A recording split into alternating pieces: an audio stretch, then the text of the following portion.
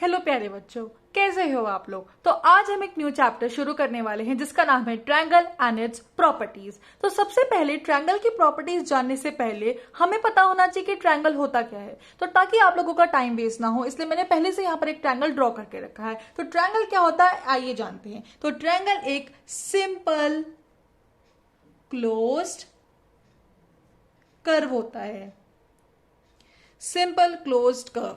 तो शायद आप इन बातों को इग्नोर कर सकते हैं पर ये बहुत इंपॉर्टेंट है। तो सबसे पहले जानते हैं कि कर्व क्या होता है।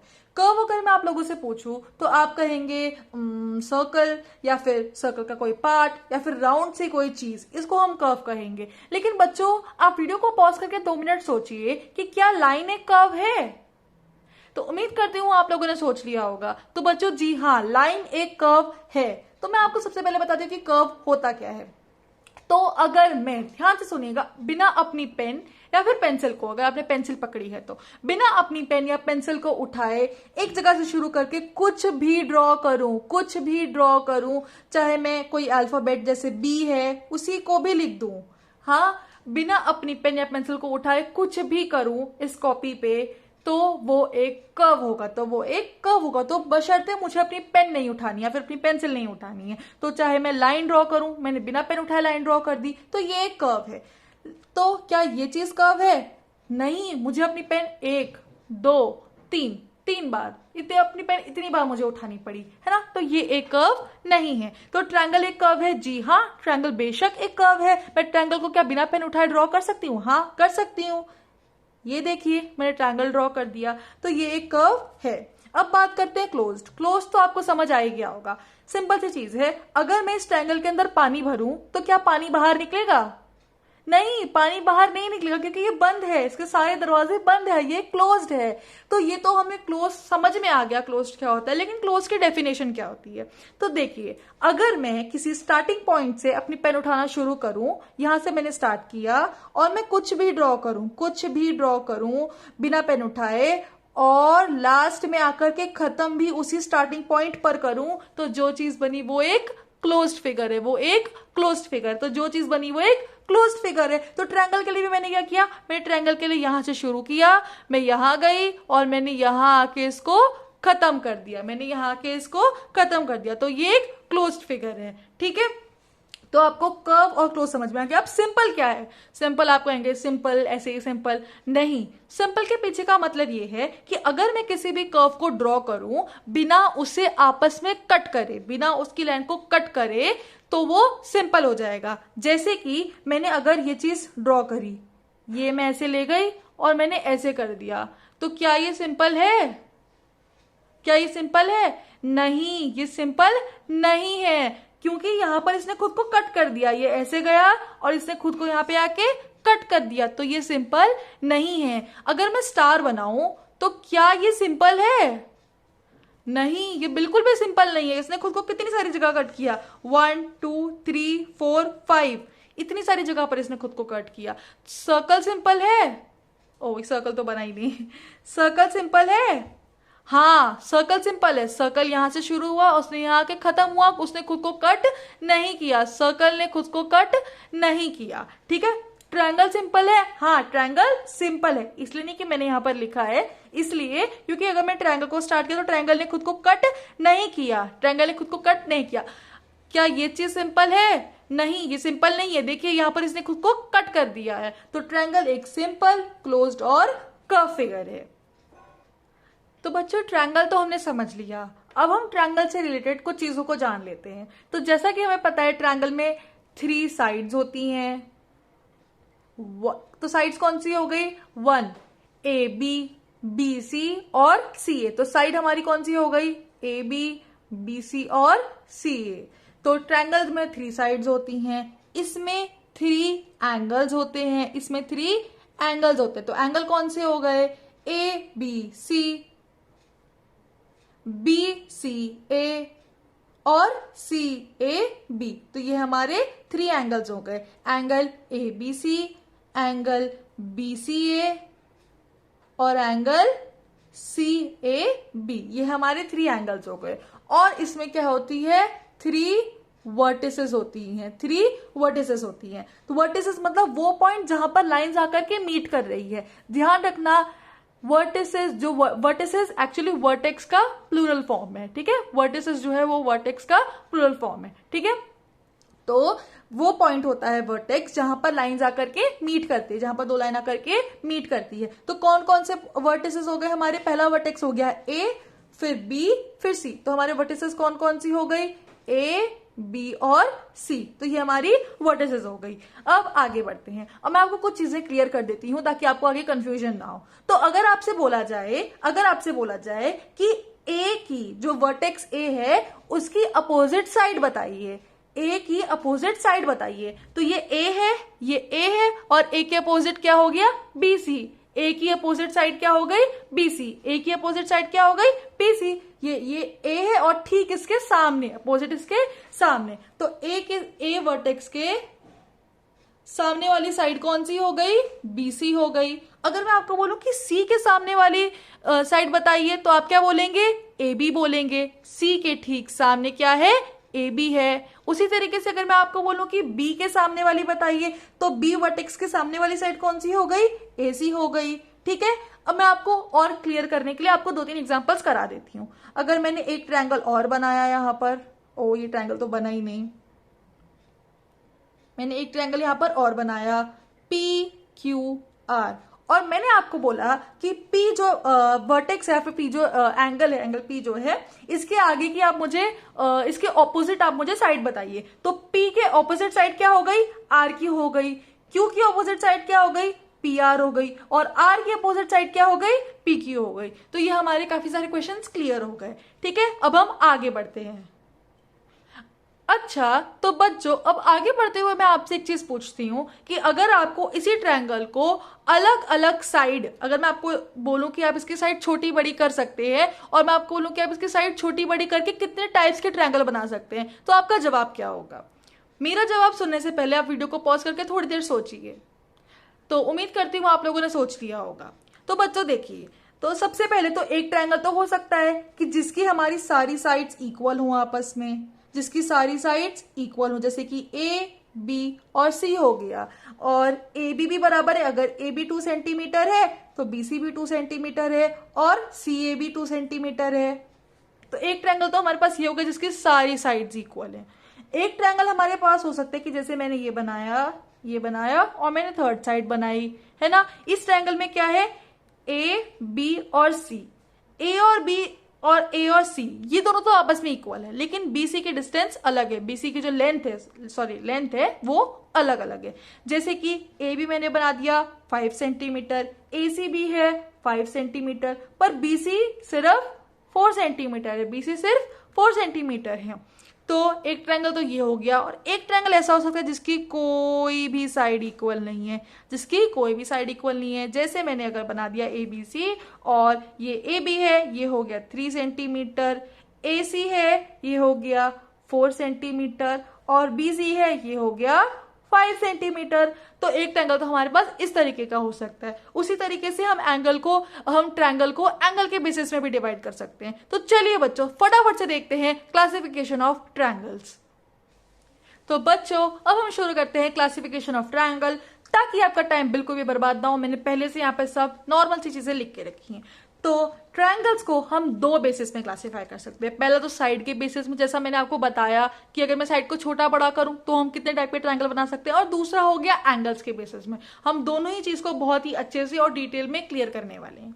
तो साइड्स के बेसिस में हमारे पास ट्रायंगल आते हैं इक्विलेटरल ट्रायंगल, आइसोसेलेस ट्रायंगल और स्केलीन ट्रायंगल। और एंगल के बेसिस में एक्यूट, ऑब्ट्यूज और राइट एंगल। आपको इनके नाम से डरने की बिल्कुल भी जरूरत नहीं है, मैं आपको एक एक चीज बिल्कुल अच्छे से बताऊंगी। तो सबसे पहले हम आते हैं इक्विलैटरल ट्रायंगल के ऊपर। इक्विलैटरल इसके नाम से सुनने से क्या लग रहा है आपको? अभी मैंने आपको ट्रायंगल के सारे साइड्स बताई थी, है ना। इक्विलैटरल का नाम सुनने से क्या लग रहा है आपको बच्चों? इक्वी से इक्वल याद आ रहा है? अगर याद आ रहे हैं तो बिल्कुल सही दिशा में चल रहे हो। इक्विलैटरल मतलब जिसकी सारी साइड्स इक्वल।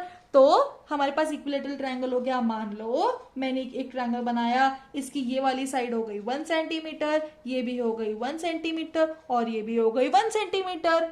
तो ये हो गया इक्विलैटरल ट्रायंगल। और इसमें एक गजब की बात और बताती हूं बच्चों, इसके सारे एंगल्स भी इक्वल हैं, इसके सारे एंगल्स भी इक्वल हैं। और उससे भी कमाल की बात यह है कि इसके सारे एंगल इक्वल तो हैं और साथ में तुम दुनिया में कोई भी इक्विलैटरल ट्रायंगल बना लो, सबका जो ये एंगल होगा अंदर का, ये हमेशा 60 डिग्री के इक्वल आएगा, ये हमेशा 60 डिग्री के इक्वल ही आएगा। तो मुझे क्या क्या पता चला, इसकी ऑल साइड्स इक्वल हैं, इसकी ऑल साइड्स इक्वल हैं, इसके ऑल एंगल्स इक्वल हैं। बच्चों ये सब चीजें नोट करते रहना, मेरे साथ साथ आप भी नोट करते रहना। इसके ऑल एंगल इक्वल हैं और एंगल इक्वल तो हैं, साथ में वो 60 डिग्री के भी इक्वल हैं। मतलब angle BAC is equal to angle BAC is equal to angle ACB is equal to angle CBA is equal to angle CBA।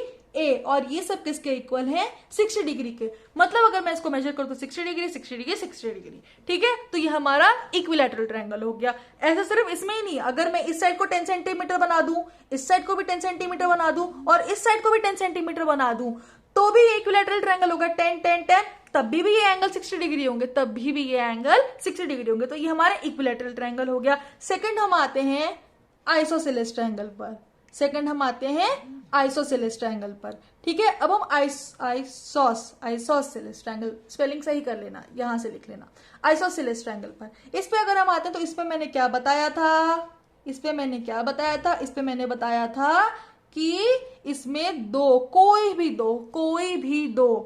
दो साइड्स इक्वल होंगी, कोई भी दो साइड्स इक्वल होगी। जैसे कि ये 5 सेंटीमीटर, ये भी 5 सेंटीमीटर, तो ये 4 सेंटीमीटर, ये 3 भी हो सकता है, बस ये दोनों इक्वल होनी चाहिए, ये दोनों इक्वल होनी चाहिए। इसका मतलब होता है इक्वल, ठीक है, ये दोनों इक्वल होनी चाहिए। और इसमें कमाल की बात ये है कि अगर ये साइड इक्वल है, अगर ये और ये साइड इक्वल है, तो इस साइड का ऑपोजिट एंगल कौन सा है, AB का ऑपोजिट एंगल कौन सा है, C है।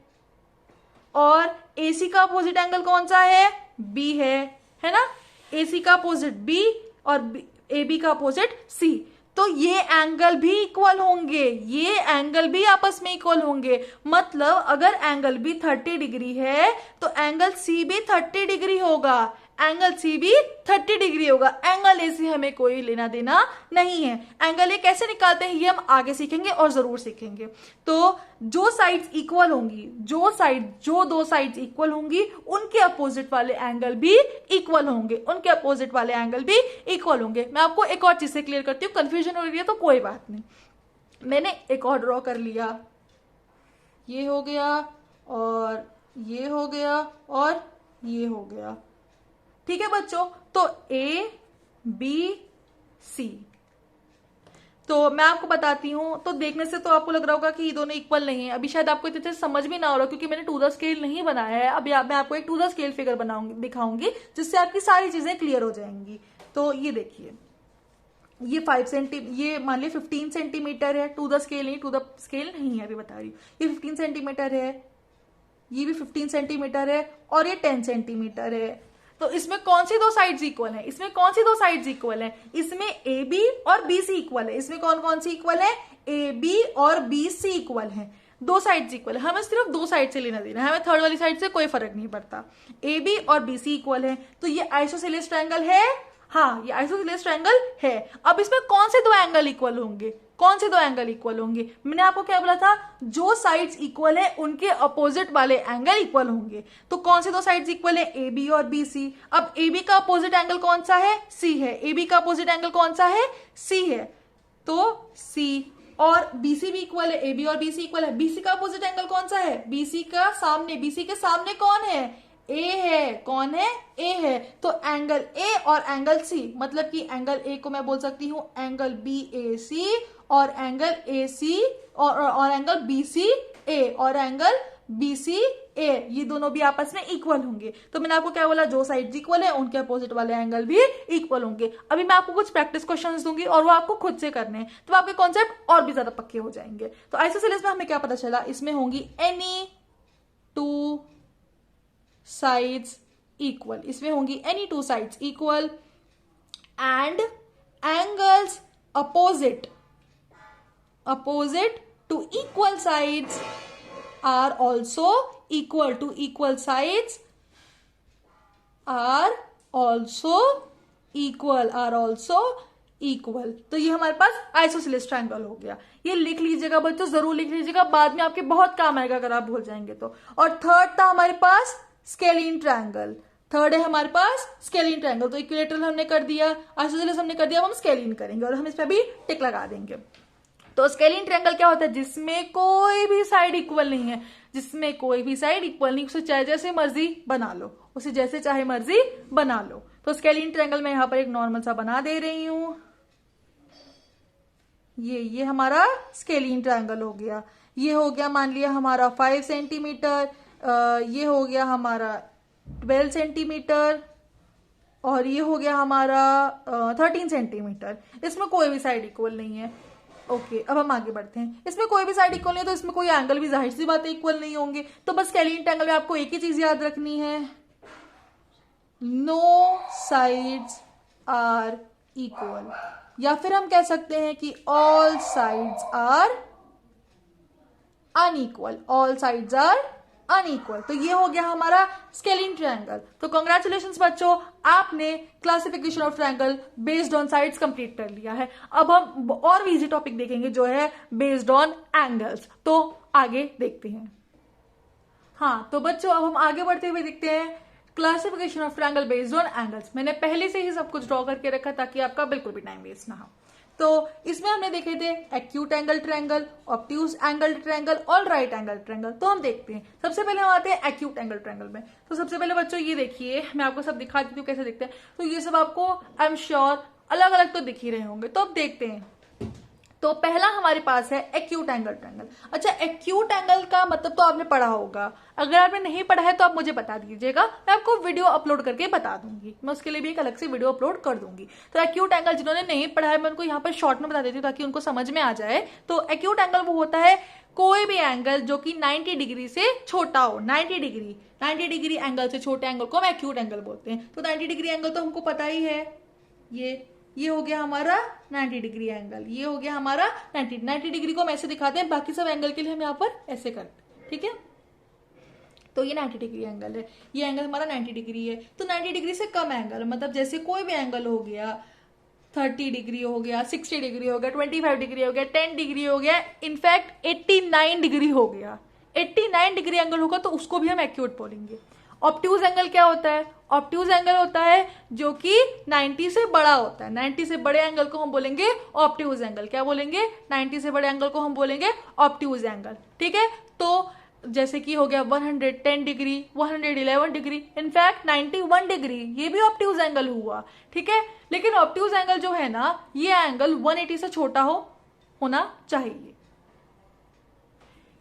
क्योंकि 180 से बड़े वाले जो एंगल होते हैं उनको हम रिफ्लेक्स एंगल बोलते हैं। वो शायद आपके कोर्स में नहीं है, तो वैसे जो नॉलेज के लिए जान लीजिए। तो 90 डिग्री से छोटे एंगल जो हो गए उनको हम बोलेंगे एक्यूट एंगल, और 90 डिग्री से जो बड़े एंगल हो गए उनको हम बोलेंगे ऑब्ट्यूज एंगल, उनको हम बोलेंगे ऑब्ट्यूज एंगल। तो अब जानते हैं एक्यूट एंगल ट्रायंगल होता क्या है। एक्यूट एंगल ट्रायंगल वो होता है जिसके all the three angles they are less than 90 degree और दे आर एक्यूट एंगल। जिसके सारे थ्री एंगल एक्यूट होते हैं, जिसके सारे थ्री एंगल एक्यूट होते हैं मतलब जिसके सारे थ्री एंगल सारे के सारे एंगल 90 डिग्री से कम होते हैं। जैसे कि ये हो गया, तो इक्विलेटरल ट्रायंगल भी इसमें आ जाएगा। इक्विलेटरल ट्रायंगल तो डेफिनेटली एक्यूट ही होगा, क्योंकि इक्विलेटरल ट्रायंगल के सारे एंगल मैंने अभी भी बताए थे 60 डिग्री होते हैं। इक्विलेटरल ट्रायंगल के सारे एंगल 60 डिग्री होते हैं और वो सारे एंगल 90 डिग्री से कम है। 60 डिग्री 90 डिग्री से तो कम है, तो इक्विलेटरल ट्रायंगल हमेशा और हमेशा एक एक्यूट एंगल ट्रायंगल है। इक्विलेटरल ट्रायंगल हमेशा एक एक्यूट एंगल ट्रायंगल है। तो ये चीज आप चाहें तो लिख सकते हैं। तो जैसे ये हो गया, इसमें एक एंगल हो गया हमारा 60 डिग्री, एक हो गया हमारा 70 डिग्री और एक हो गया हमारा 50 डिग्री। तो ये हमारा हो गया एक्यूट एंगल ट्रायंगल, ठीक है। और ये एक्यूट एंगल ट्रायंगल तो बिल्कुल आपको समझ में आ गया होगा। अब आते हैं obtuse angle triangle obtuse angle triangle के बारे में। तो देखिए, ऑब्ट्यूज एंगल ट्रायंगल वो होता है जिसमें कोई भी एक angle, any one angle, any one, क्योंकि एक से ज्यादा हो ही नहीं सकते, जिसमें कोई भी एक एंगल ऑब्ट्यूज हो, जिसमें कोई भी एक एंगल 90 डिग्री से बड़ा हो, जिसमें कोई भी एक एंगल 90 डिग्री से बड़ा हो. So any one angle, any single angle, any one angle is obtuse. Any one angle is obtuse, that is it is greater than 90 degree. जैसे कि इस ट्रायंगल में हो गया, तो इस ट्रायंगल में ये एंगल है 120 डिग्री का, इस ट्रायंगल में ये एंगल है 120 डिग्री का, और ये वाले जो एंगल है ये 120 डिग्री से छोटे हैं, ये 120 डिग्री से छोटे हैं. तो जैसे कि ये हो गया 40 डिग्री, ठीक है, ये हो गया हमारा 40 डिग्री, और ये हो गया हमारा 20 डिग्री, ये हो गया हमारा 20 डिग्री. ठीक है, तो ये हमारा ऑब्ट्यूज एंगल. अभी आप एक चीज सोच सकते हैं कि इसमें ये दोनों एंगल तो 90 डिग्री से छोटे हैं, तो ये एक्यूट एंगल होना चाहिए. लेकिन बच्चों ध्यान दीजिए, एक्यूट एंगल में तीनों के तीन एंगल, ऑल द 3 एंगल्स, सारे के सारे एंगल्स 90 डिग्री से लेस होने चाहिए, सारे के सारे एंगल 90 डिग्री से कम होने चाहिए. लेकिन इसमें तो ये वाला एंगल 90 डिग्री से बड़ा है, और ऑब्ट्यूज एंगल में क्या होना चाहिए, कोई भी एक एंगल. तो अगर किसी भी ट्रायंगल में एक भी एंगल 90 डिग्री से बड़ा है, तो वो ट्रायंगल बिना सोचे समझे आप मार्क कर देंगे ऑब्ट्यूज एंगल. क्या मार्क कर देंगे, ऑब्ट्यूज एंगल. ठीक है बच्चों, अब देखते हैं. अच्छा, एक चीज आपके मन में और आ सकती है कि अगर मैं इस लाइन को लंबा करूं और मैं यहां से मेजर करूं, तो यहां से तो ये कम आ रहा है, यहां से तो ये 60 डिग्री आ रहा है, तो ये तो एक्यूट एंगल होना चाहिए. नहीं बच्चों, आपको कहां से मेजर करना है, आपको ट्रायंगल के अंदर वाला एंगल मेजर करना है, आपको इंटीरियर एंगल मेजर करना है. इंटीरियर एंगल मतलब कि ट्रायंगल के अंदर का एंगल. ट्रायंगल का अगर मैं एरिया बोलूं कि ट्रायंगल का एरिया अगर ये है, अगर ये ट्रायंगल के अंदर का एरिया है, तो आपको इसके अंदर का एंगल मेजर करना है. या फिर यूं कहूं कि आपको जो इसकी ये वाली साइड है, आपको इस साइड से एंगल मेजर करना है. हम देखिए, हमने यहां पर भी इधर से मेजर करा, हम यहां से मेजर नहीं करेंगे. ठीक है, हो गया. अब आगे बढ़ते हैं, तो हमारा ऑब्ट्यूज एंगल खत्म. अब हम आगे बढ़ते हैं right angle triangle. Right angle triangle एक स्पेशल टाइप का ट्रायंगल है. राइट एंगल ट्रायंगल एक स्पेशल टाइप का ट्रायंगल है जिसमें कोई भी एक साइड, कोई भी एक एंगल, एनी वन एंगल. हाँ, तो सॉरी बच्चों, वीडियो पॉज हो गया था, तो हम कंटिन्यू करते हैं राइट एंगल ट्रायंगल के साथ. तो राइट एंगल ट्रायंगल क्या होता है, जिसमें एनी वन एंगल, कोई भी एक angle, any one angle is equal to 90 degree, जिसमें कोई भी एक एंगल 90 डिग्री होता है. और मैं आपको एक बात और बता दूं कि जो बाकी के 2 एंगल्स होते हैं 90 डिग्री एंगल के अलावा, उन दोनों का जो सम होता है वो 90 डिग्री के बराबर होता है. उन दोनों का सम भी 90 डिग्री के बराबर होता है. अब इसका रीजन जानने के लिए आपको थोड़ा वेट करना पड़ेगा, ये हम एंगल सम प्रॉपर्टी में पढ़ेंगे, पर मैं आपको फिर भी थोड़ा सा बता देती हूँ कि ट्रायंगल के सारे एंगल्स का जो सम होता है वो 180 डिग्री के बराबर होता है. सारे एंगल्स का सम 180 डिग्री के बराबर होता है. तो अगर एक एंगल 90 डिग्री हो गया, तो अब हमारे पास कितना डिग्री बचा, टोटल 90 डिग्री बचा. तो इसका मतलब डेफिनेटली जो बाकी के 2 एंगल हैं उनका सम भी 90 डिग्री के बराबर होगा. अगर ये बात आपको समझ में नहीं आई है तो प्रॉब्लम की कोई बात नहीं है, टेंशन की कोई बात नहीं, क्योंकि ये चीज आपको आगे एंगल सम प्रॉपर्टी में समझ में आ जाएगी. तो राइट एंगल ट्रायंगल की प्रॉपर्टीज क्या हो गई, any one angle is equal to 90 degree, और जो बाकी के 2 एंगल्स होंगे उनका जो सम होगा वो होगा 90 डिग्री. यानी कि एंगल BAC और एंगल BCA, इन दोनों का सम 90 डिग्री के बराबर होगा. और ये दोनों एंगल डेफिनेटली, आप मुझसे लिख के ले लीजिए, ये दोनों एंगल डेफिनेटली एक्यूट एंगल होंगे. तो बच्चों, इसी के साथ हमारा क्लासिफिकेशन ऑफ ट्रायंगल खत्म होता है. और आज हमने सीखा क्लासिफिकेशन ऑफ ट्रायंगल, ट्रायंगल क्या होता है हमने ये भी सीखा, और ट्रायंगल से रिलेटेड कुछ टर्म्स को भी जाना. तो आगे मिलते हैं नेक्स्ट वीडियो में और न्यू टॉपिक के साथ. तो हमारे साथ बने रहिए और इस चैनल को लाइक, शेयर और सब्सक्राइब करिए, ताकि आपको आने वाले न्यू वीडियोस की नोटिफिकेशन मिलती रहे. और अच्छे से पढ़ाई कीजिए. All the very best.